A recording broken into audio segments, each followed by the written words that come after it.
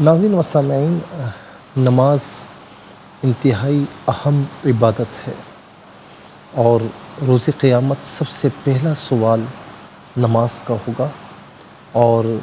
جو اس میں پورا ہے تو آگے معاملات بھی صحیح ہیں، جو اس میں پورا نہیں ہے تو پھر آگے معاملات بھی صحیح نہیں ہیں۔ اور ناظرین، جس طرح نماز پڑھنے کا سب سے بڑا فائدہ یہ ہے کہ اللہ تعالیٰ راضی ہوتا ہے،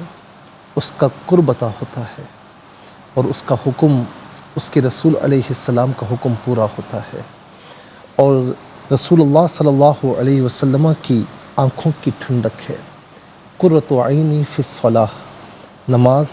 میری آنکھوں کی ٹھنڈک ہے۔ ناظرین و سامعین، یعنی اخروی تو بہت زیادہ فوائد ہیں۔ نماز جنت کی کنجی ہے، اور ناظرین، نماز کی پابندی کرنے والا اللہ تعالیٰ کے قرب میں رہتا ہے، اللہ تعالیٰ کے قریب ہوتا ہے۔ نماز ہمیں جو ہے وہ رضائے الہی عطا کرتی ہے اور غضب الہی سے بچاتی ہے۔ نماز جنت کا راستہ دکھاتی ہے، جنت کی چابی ہے، اور دوزخ سے ہمیں نجات عطا کرتی ہے۔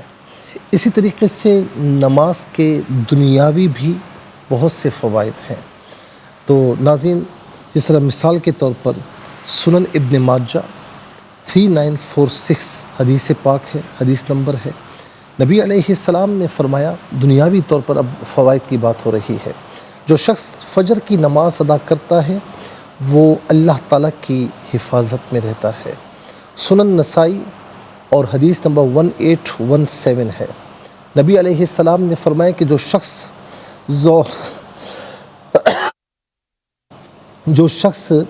ظہر کی نماز پڑھتا ہے تو فرمایا کہ اسے جہنم کی آگ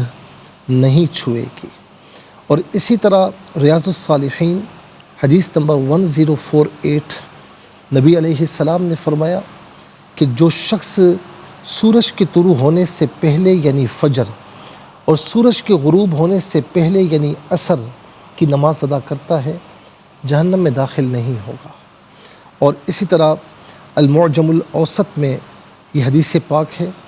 نبی علیہ السلام نے فرمایا کہ اللہ کے نزدیک سب سے پسندیدہ نماز مغرب کی نماز ہے۔ جو شخص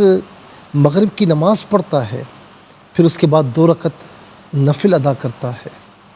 تو اللہ تعالیٰ اس کے لیے جنت میں ایک گھر بناتا ہے جہاں وہ رہے گا اور سکون پائے گا۔ اسی طرح ناظرین، جامع ترمذی حدیث نمبر 221، نبی علیہ السلام نے فرمایا کہ جو شخص عشاء کی نماز جماعت کے ساتھ ادا کرتا ہے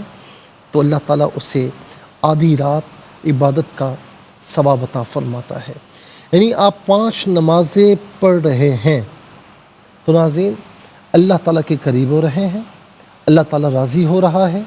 اللہ اور اس کے رسول کا حکم پورا ہو رہا ہے، نبی علیہ السلام کی آنکھوں کو ٹھنڈک پہنچا رہے ہیں، اور ساتھ ہی ساتھ دنیاوی طور پر اللہ تعالیٰ کی حفاظت میں آ رہے ہیں، اور جہنم کی آگ نہیں چھوئے گی، جہنم میں داخل نہیں ہوگا، اور اسی طریقے سے جنت میں ایک گھر اس کے لیے بنایا جائے گا جہاں وہ بڑے آرام و سکون کے ساتھ رہے گا۔ اور فرمایا کہ عشاء کی نماز تو گویا ایسا کہ آپ فجر کی نماز پڑھ رہے ہیں، عشاء کی نماز پڑھ کر سوئے کہ میں صبح اٹھ کر فجر کی نماز ادا کروں گا، تو گویا کہ آدھی رات عبادت کا ثواب، اور صبح اٹھ کر آپ نے فجر کی نماز پڑھی تو پوری رات اللہ رب العالمین آپ کو عبادت کا ثواب عطا فرما رہا ہے۔ اللہ تعالی ہم سب کو 5 وقتہ نمازوں کی پابندی کرنے کی توفیق نصیب فرمائے۔